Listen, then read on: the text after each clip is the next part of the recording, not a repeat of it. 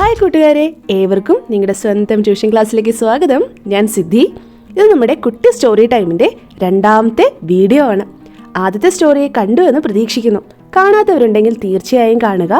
ആ ക്ലാസ്സിൻ്റെ ലിങ്ക് ഞാൻ താഴെ കമൻറ്റിലിട്ടിട്ടുണ്ടാവും കേട്ടോ. ഓക്കെ, അപ്പോൾ നമുക്ക് ഈ കുട്ടി സ്റ്റോറിയൊക്കെ ഉപയോഗിച്ച് കുഞ്ഞു കുഞ്ഞു സ്റ്റോറീസ് വെച്ചിട്ട് നമുക്ക് ഇംഗ്ലീഷ് നന്നായിട്ട് പഠിക്കാം. പറയാനും എഴുതാനും വായിക്കാനും ഒക്കെ നമുക്ക് പഠിക്കാം കേട്ടോ. രസകരമായി പഠിക്കാം. അപ്പോൾ കഴിഞ്ഞ ക്ലാസ് എന്ന് പറയുന്നില്ല, കഴിഞ്ഞ കുട്ടി സ്റ്റോറിക്കൊരു തലക്കെട്ട് കൂട്ടുകാർ തന്നെ തരണം എന്ന് ഞാൻ പറഞ്ഞിട്ടുണ്ടായിരുന്നു. അങ്ങനെ കമൻറ്റിലൂടെ കുറച്ച് തലക്കെട്ടുകൾ എനിക്ക് കിട്ടി. നല്ല തലക്കെട്ടുകളായിരുന്നു. അതിലെനിക്ക് ഏറ്റവും ഇഷ്ടപ്പെട്ടത് ആരുടേതാണ്, ആരൊക്കെയാണ് കമൻറ്റ് ചെയ്തത് എല്ലാം ഈ വീഡിയോയുടെ ഇടയ്ക്കായിട്ട് ഞാൻ കാണിക്കുന്നതായിരിക്കും കേട്ടോ. ഓക്കെ, അപ്പോൾ നമുക്കിന്ന് നമ്മുടെ കുട്ടി സ്റ്റോറി ടൈമിലെ അടുത്തൊരു രസകരമായ സ്റ്റോറിയിലേക്ക് പോകാം. ഇന്ന് പറയാൻ പോകുന്ന സ്റ്റോറിക്കും ഞാൻ തലക്കെട്ടൊന്നും നൽകിയിട്ടില്ല. നിങ്ങൾ വേണം തലക്കെട്ട് നൽകാൻ. കമൻറ്റിലൂടെ എന്നെ അറിയിക്കുകയും വേണം. ഓക്കെ, അപ്പോൾ നമുക്ക് നമ്മുടെ ക്ലാസ്സിലേക്ക് പോകാം. സ്റ്റോറിയിലേക്ക് പോകാം അല്ലേ? ഓക്കെ, ഇന്ന് എനിക്ക് പറയാനുള്ളത് ഇവരുടെ രണ്ടുപേരുടെയും കഥയാണ് കേട്ടോ. ഇതിൽ രണ്ടുപേരും പോട്ടാണ്. പോട്ടെന്ന് പറഞ്ഞാൽ എന്താ? അതെ, കലം. രണ്ട് കലങ്ങളാണ്. കേട്ടിട്ടില്ലേ? ചട്ടിയും കലവുമായ തട്ടിയും മുട്ടിയും നിരിക്കും എന്നൊക്കെ പറഞ്ഞിട്ട്. ഏകദേശം അങ്ങനെ ഒരു കഥ നോക്കാം. അപ്പോൾ രണ്ടുപേരും പോട്ടാണ്. പക്ഷേ രണ്ടുപേർക്കൊരു പ്രത്യേകതയുണ്ട്. രണ്ടുപേരും പോട്ടാണെങ്കിലും വ്യത്യസ്തരാണ്. ഒന്ന് നോക്കിയേ, ഒരാൾ മൺകുടവും ഒരാൾ ചെമ്പ് കുടവുമാണ്. അപ്പോൾ നമുക്ക് നോക്കാം എങ്ങനെയാണ് കഥ മുന്നോട്ട് പോകുന്നതെന്ന്. അപ്പോൾ എന്നോടൊപ്പം വായിക്കാൻ ശ്രമിക്കണം കേട്ടോ. വായിക്കേണ്ടത് എങ്ങനെയാണെന്നൊക്കെ ഞാൻ പറഞ്ഞു തന്നിട്ടുണ്ട്. അതൊക്കെ നമുക്കൊന്ന് പൊടി തട്ടിയെടുക്കാം. ഓക്കെ, അപ്പോൾ തുടങ്ങാം. വൺസ്, ഇതെങ്ങനെയാണ് വായിക്കേണ്ടേ? Once there were a copper pot and an ഇത് ഈ എന്ന് വായിക്കില്ല, എന്ന് വായിക്കണേ. എന്താണ്? earthen pot in a house. കൂടെ വായിച്ചോ? ശ്രമിക്കുകയെങ്കിലും ചെയ്തോ? ഇത്രയും മതി. അപ്പം എന്താണ് ഇവിടെ പറയുന്നത്? Once there were a copper pot and an earthen pot in a house. Once there were, ഒരിടത്തൊരിടത്ത് ഒരു സമയത്ത്, എ കോപ്പർ പോട്ട്, ഒരു കോപ്പർ പോട്ട് എന്ന് പറഞ്ഞാൽ എന്താണ്? ചെമ്പുകുടം. ആൻഡ് ആൻ earthen pot, അത് മാത്രമല്ല ഒരു മൺകുടവും ഉണ്ടായിരുന്നു. എവിടെ ഉണ്ടായിരുന്നേ? ഇൻ എ ഹൗസ്, ഹൗസിൻ്റെ ഉള്ളിൽ എന്ന് പറയാനാണ് ഇൻ ഉപയോഗിക്കുന്നത് കേട്ടോ. അപ്പോൾ ഇവിടെ ഒരു കാര്യം കൂടി നിങ്ങൾ ശ്രദ്ധിച്ചിട്ടുണ്ടാവും. എ കോപ്പർ, അടുത്തത് ആൻ earthen, എ കോപ്പർ. കണ്ടോ? അതായത് സി എന്ന് പറയുന്നത് ഒരിക്കലും ഒരു വോവൽ സൗണ്ട് അല്ല. വോവൽ സൗണ്ട് അറിയാലോ, AEIOU. അതിൻ്റെ സൗണ്ട് വെച്ചിട്ട് വേണം നമ്മൾ നോക്കാൻ. ഇപ്പോൾ സി ആണല്ലേ, ക്ക് എന്ന് പറയുന്ന സൗണ്ടാണ്. അപ്പോൾ എ വേണം ഉപയോഗിക്കാൻ. ഒരു എന്ന് പറയാൻ എ ഉപയോഗിക്കണം. അടുത്തത് earthen pot, അല്ലെങ്കിൽ എ എന്ന് പറയുന്നത് ഒരു വോവൽ സൗണ്ടാണ്. അങ്ങനെയാണെങ്കിൽ ഒന്ന് എന്ന് പറയാൻ ആൻ ഉപയോഗിക്കണം. ഓക്കെ, ഇതൊക്കെ ഗ്രാമറിൽ നമ്മൾ പഠിക്കും. പക്ഷേ ഇപ്പോൾ നമുക്ക് ഇതിൻ്റെ കൂടെ പഠിച്ചു പോകാം കേട്ടോ. A copper pot and an earthen pot in a house. ഒരു ഹൗസിൽ ഒരു കോപ്പർ പോട്ടും ഉണ്ടായിരുന്നു, earthen pot ഉണ്ടായിരുന്നു. ഇനി എന്താ സംഭവിച്ചതെന്ന് നോക്കാം അല്ലേ? പരസ്പരം നോക്കുന്നുണ്ടോ അവർ? ഓക്കേ, അല്ല നിങ്ങളൊന്ന് പറഞ്ഞേ, ഇവരിൽ ആരാണ് ഏറ്റവും കൂടുതൽ സ്ട്രോങ് ആയിട്ടുള്ള ആള്? നല്ല ബലമുള്ള ആൾ ആരായിരിക്കും? ഒന്ന് പറഞ്ഞേ, ആരാ? എനിക്കറിയാം നിങ്ങൾ ആരെയാ പറഞ്ഞിട്ടുണ്ടാവുക. കോപ്പർ പോട്ടിനെ ആയിരിക്കും അല്ലേ? നമുക്കൊന്ന് നോക്കാം ആരായിരിക്കും എന്ന്. കഥ മുന്നോട്ട് പോകുമ്പോൾ നിങ്ങൾക്ക് മനസ്സിലാവും കേട്ടോ. ഓക്കെ, ഇപ്പോൾ കൂടെ വായിക്കുക. both of these, ദസ് എന്ന് വായിക്കില്ല, these were washed away in the flood. Fluid എന്ന് വായിക്കരുത്. ഓക്കെ, ഇതെങ്ങനെയാണ്? ഫ്ലഡ്. ഫ്ലഡ്. ഈ 2 O എ എന്നുള്ള രീതിയിൽ വേണം വായിക്കാൻ. ഇങ്ങനെയാണ് ഫ്ലഡ്.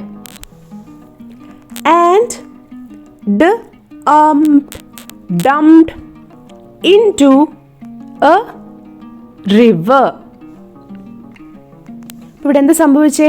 2 പേരെയും എന്ത് പറ്റി? 2 പേരും ഇപ്പോൾ എവിടെ എത്തിക്കുകയാണെന്ന് അറിയാവോ? ഹൗസിനുള്ളിൽ നിന്നും ഇപ്പോൾ ഒരു നദിയുടെ അവിടെ എത്തിക്കുകയാണ്. എങ്ങനെയാണെന്ന് അറിയാവോ? നോക്കാം. Both of these wear washed away. 2 പേരെയും ഒഴുക്കി കൊണ്ടുപോയി. ആരെ ഒഴുക്കി കൊണ്ടുപോയത്? In the flood. അതായത് ഫ്ലഡ് എന്ന് പറഞ്ഞാൽ വെള്ളപ്പൊക്കം. വെള്ളപ്പൊക്കം എന്ത് പറ്റി? 2 പേരെയും ഒഴുക്കി കൊണ്ടങ്ങ് പോയി. പോയിട്ട് എന്താ സംഭവിച്ചേ? And dumped into a river. ഒരു നദിയിൽ കൊണ്ടുപോയി തള്ളി. ഡംപ്ഡ് എന്ന് പറഞ്ഞാൽ കൊണ്ടുപോയി തള്ളുക എന്നാണേ. അടുത്ത് the copper pot called the earthen pot and said. അപ്പോൾ എന്താ സംഭവിച്ചേ? കോപ്പർ പോട്ട് നോക്കിയപ്പോൾ ദേ കൂടെ ആരും ഉണ്ട്? നമ്മുടെ എർത്തൻ പോട്ട് കുട്ടനും ഉണ്ട്. അപ്പോൾ എന്താ സംഭവിച്ചേ? നമ്മൾ കോപ്പർ പോട്ട് ചോദിച്ചു, ഇങ്ങനെ വിളിച്ചു ചോദിച്ചു കേട്ടോ. കോൾഡ് എർത്തൻ പോട്ട് എന്ന് പറഞ്ഞാൽ ചോദിച്ചു, ഇങ്ങനെ വിളിച്ചു. നമ്മുടെ എർത്തൻ പോട്ടിനെ ഇങ്ങനെ വിളിച്ചു കേട്ടോ. എങ്ങനെയാണ് വിളിച്ചേ? My friend. ഇച്ചിരി ഒരു പ്രശ്നക്കാരനാണോ എന്ന് ചോദിച്ചാൽ ഒരു മയത്തിനൊരു പ്രശ്നക്കാരനാണ് നമ്മളെ കോപ്പർ പോട്ട് കേട്ടോ. ഇച്ചിരി ഒന്ന് മനസ്സിലൊക്കെ വെച്ച് സംസാരിക്കുന്ന ഒരാളാണ്. ഇങ്ങനെ നോക്കാം. My friend, you are made of mud. പറഞ്ഞു കേട്ടോ കോപ്പർ പോട്ട്. എന്താ പറഞ്ഞേ കോപ്പർ പോട്ട്? എർത്തൻ പോട്ടിനെ പറ്റി പറയുമോ? My friend, you are made of mud. എൻ്റെ പ്രിയ സുഹൃത്തേ, നിന്നെ മണ്ണ് കൊണ്ടാണ് ഉണ്ടാക്കിയിരിക്കുന്നത്. ഇവിടെ മഡ് എന്ന് പറഞ്ഞാൽ ചെളി എന്നാണ് അർത്ഥം കേട്ടോ. ചെളി കൊണ്ടുണ്ടാക്കിയതാണ്. നിന്നെ ചെളി കൊണ്ടുണ്ടാക്കിയതല്ലേ എന്ന് കോപ്പർ പോട്ട് ഇച്ചിരി ഒരു അഹങ്കാരത്തോടെ പറഞ്ഞു കേട്ടോ. ഫ്രണ്ട് എന്നൊക്കെ വിളിച്ചെങ്കിലും ഇച്ചിരി ഒരു അഹങ്കാരത്തോടെയാ പറഞ്ഞേ. You are so weak. പറഞ്ഞെന്താ? You are so weak. അതായത് നീ ഭയങ്കര ദുർബലനാ. വീക്ക് എന്ന് പറഞ്ഞാൽ എന്താ? വീക്ക്. WEEK വീക്ക് അറിയാവോ നിങ്ങൾക്ക്?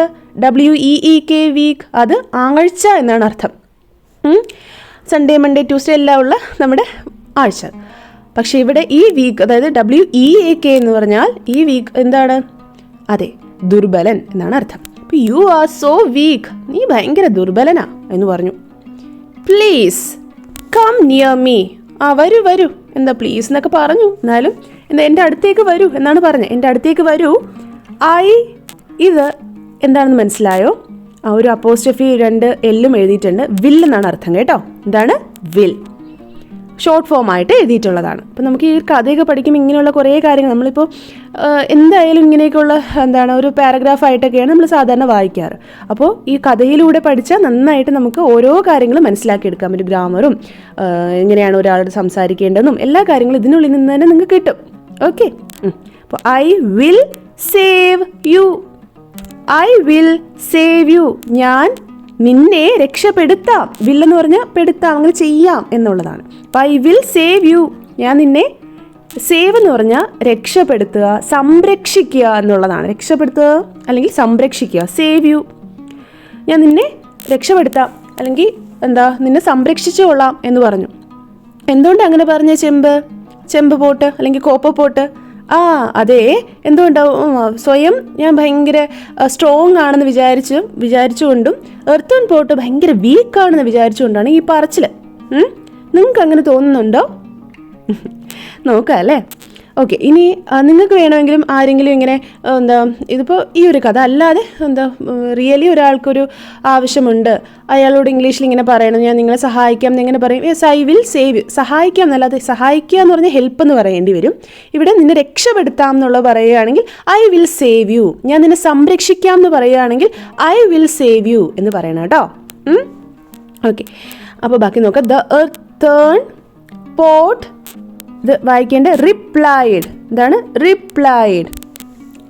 അപ്പോൾ എർത്തൻ പോട്ട് തിരിച്ചു പറയുക അല്ലെങ്കിൽ മറുപടി കൊടുക്കുന്നതിനാണ് നമ്മൾ റിപ്ലൈഡ് എന്ന് പറയുന്നത്. റിപ്ലൈ കൊടുക്കുക എന്നൊക്കെ കേട്ടിട്ടുണ്ടാവും.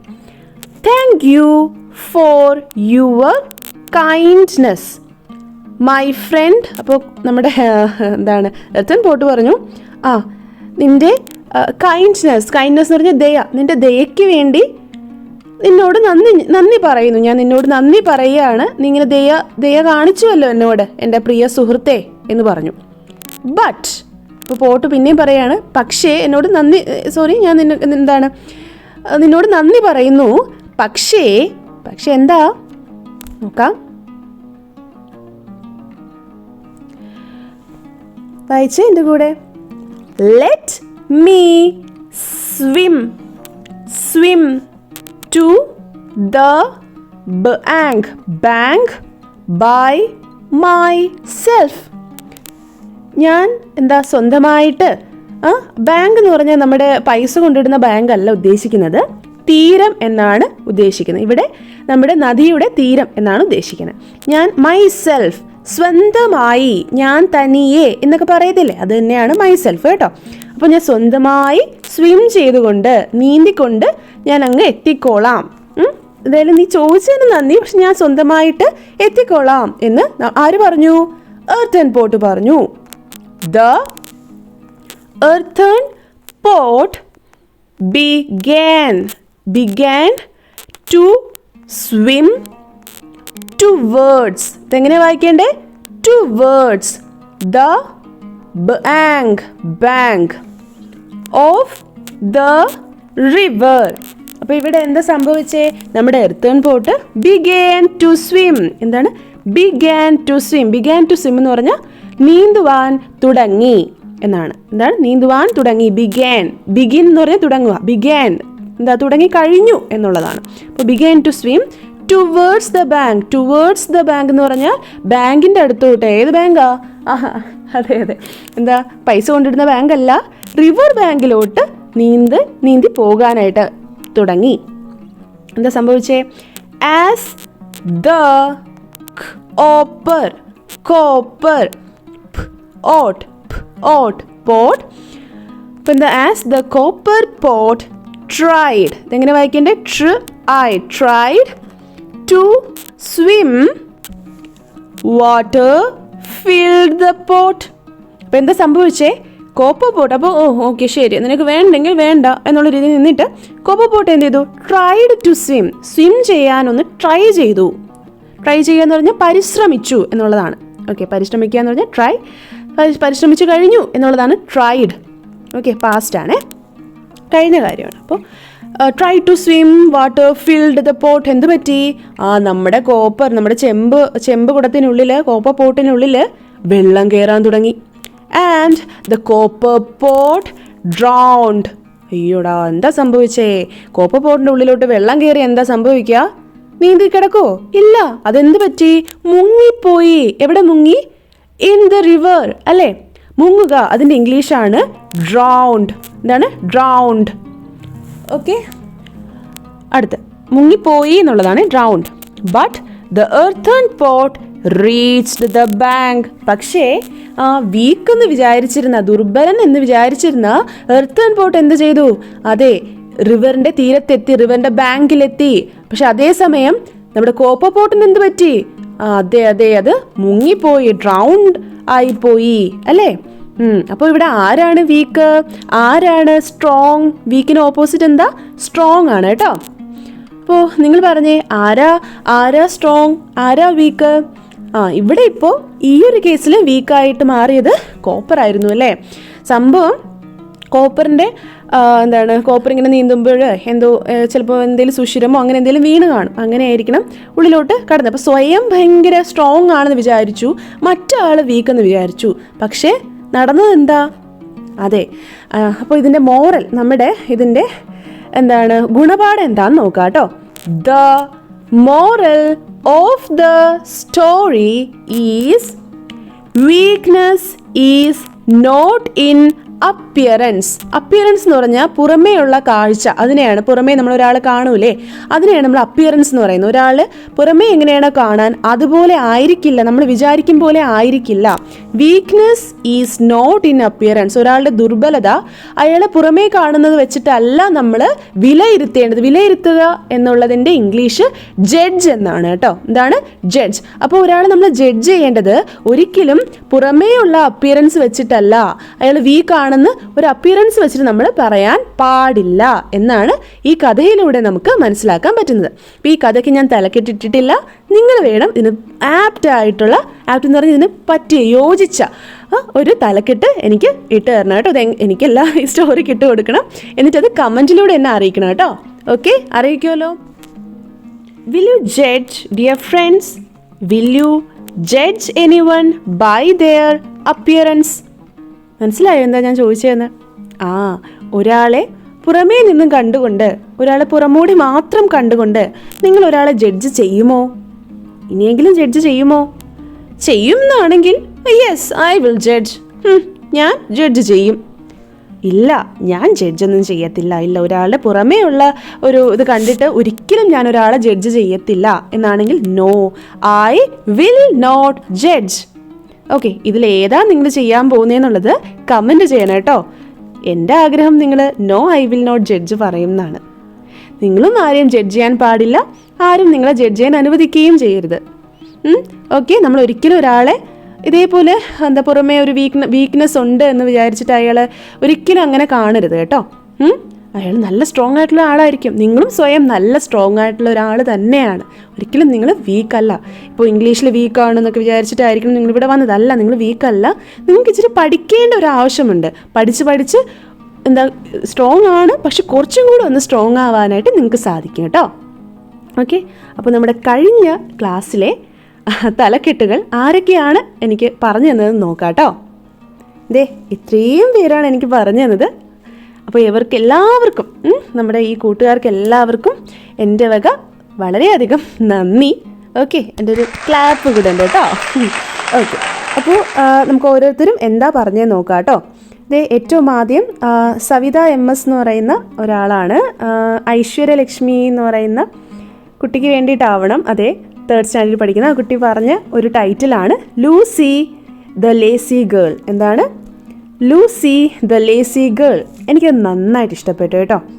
കൂട്ടത്തിൽ എനിക്ക് ഏറ്റവും നന്നായിട്ട് ഇഷ്ടപ്പെട്ടത് ഇതായിരുന്നു, ലൂസി ദ ലേസി ഗേൾ. നല്ലൊരു റൈമിങ് ആയിട്ടുണ്ടായിരുന്നു, വളരെ നല്ലതായിട്ടുണ്ട് കേട്ടോ. ഇനി നമുക്ക് അടുത്തത് നോക്കാം. അടുത്തത് ദ ലേസി ഗേൾ. അതുപോലെ ലേസി ഗേൾ കുറേ പേര് പറഞ്ഞു കേട്ടോ. The lazy girl, the lazy girl, the lazy girl, the lazy girl. അപ്പോൾ ഏറ്റവും കൂടുതലും ആൾക്കാർ പറഞ്ഞത്, നമ്മുടെ കൂട്ടുകാർ പറഞ്ഞത് ലേസി ഗേൾ ആണ്. ചിദംബരൻ, ഷീല രാജു എന്ന് പറയുന്ന ഒരു കൂട്ടുകാരി, പിന്നെ ദ ലേസി ഗേൾ എന്ന് പറഞ്ഞ മധു PR, അദീന രാജു, പിന്നെ നമ്മുടെ റഹ്മത്ത് KP. എനിക്ക് ഇങ്ങനെ ഈ ID വെച്ചിട്ട് എനിക്ക് അറിയാവുള്ളൂ കേട്ടോ ആരാണ് പറഞ്ഞതെന്ന്. ഓക്കെ, ഒരു ഊഹം വെച്ചിട്ട് ഞാൻ പറയുകയാണ്. പിന്നെ ലാറ്റ്സോം എന്ന് പറഞ്ഞിട്ട് ദ ലേസി ലിറ്റിൽ ഗേൾ, അതും കൊള്ളാമായിരുന്നു. പിന്നെ ലേസി എ ലൂസി, അതും കൊള്ളാം കേട്ടോ, നല്ല റൈമിങ് ആയിട്ടുണ്ടായിരുന്നു. അതിൽ ഞാൻ പറയുന്നു എ ലേസി ലൂസി എന്ന് പറഞ്ഞാലും നന്നായിരിക്കും. ഓക്കെ, പക്ഷേ ഇന്നും എനിക്കിഷ്ടപ്പെട്ടു. ഇതെങ്ങനെയാണ്, പിങ്ക് നൂ ഗ്രാഫ്റ്റ് വേൾഡ് എന്നൊക്കെ പറഞ്ഞിട്ട് ഒരാളാണ്. അപ്പോൾ നമുക്ക് നോക്കാം ഇന്ന് ആരാണ് നന്നായിട്ട് ഇതേപോലെ തലക്കെട്ടുകൾ പറയുക. ഇതിപ്പോൾ പറഞ്ഞ എല്ലാവരെയും ഞാൻ ഉൾപ്പെടുത്തിയിട്ടുണ്ട്. എനിക്കിതിൽ ഏറ്റവും ഇഷ്ടപ്പെട്ടത് നമ്മുടെ ഐശ്വര്യലക്ഷ്മി പറഞ്ഞതാണ്. ഓക്കെ, നിങ്ങളെല്ലാവരും നന്നായിട്ട് തന്നെ പറഞ്ഞിട്ടുണ്ട്. എനിക്ക് വളരെയധികം സന്തോഷം ആയി. ഓക്കെ, അപ്പോൾ ഇന്നത്തതിലും ഇതേപോലെ തലക്കെട്ടുകൾ നിങ്ങൾ പറയുമെന്ന് പ്രതീക്ഷിക്കുന്നു. അടുത്ത ക്ലാസ്സിൽ ഞാനിത് ഉൾപ്പെടുത്തും. ആരൊക്കെയാണ് പറഞ്ഞത്, ഏതാ അതിലെനിക്ക് ഏറ്റവും ഇഷ്ടപ്പെട്ടത്, എല്ലാം ഞാൻ പറയും കേട്ടോ. അപ്പോൾ നന്നായിട്ട് പഠിക്കുക, ഒരു ബുക്കൊക്കെ കയ്യിൽ കരുതുക, പുതുതായിട്ട് പഠിക്കുന്ന വാക്കുകളൊക്കെ ഒന്ന് എഴുതിയെടുക്കുക കേട്ടോ. എന്നിട്ടിത് വായിക്കാനും ശ്രമിക്കുക. അപ്പോൾ താങ്ക് യു. ഇനി നമുക്ക് അടുത്ത ക്ലാസ്സിൽ കാണാം. ക്ലാസ് ഒന്നും പറയുന്നില്ല, അടുത്ത കുട്ടി സ്റ്റോറി ടൈമിൽ കാണാം. അതുവരെ നല്ലോണം നോക്കി വയ്ക്കുക. പഴയ വീഡിയോ കണ്ടില്ലേ, കാണുക കേട്ടോ. Okay, bye bye. Thank you. Happy learning.